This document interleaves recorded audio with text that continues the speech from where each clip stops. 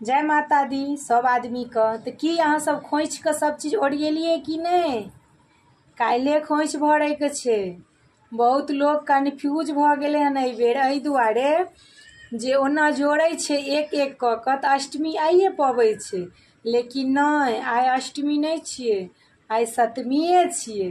तो जे सब अष्टमी के खोइछ भरैत है, मंगल दिन काल्हि छिए अष्टमी, तो काल्हि खुना खोइछ भरल जेतै। तो सब आदमी के ओरियान भ गेल छे खोइछ भरे क। हमर तो भ गेल छे, हम सब चीज तैयारी केने छी।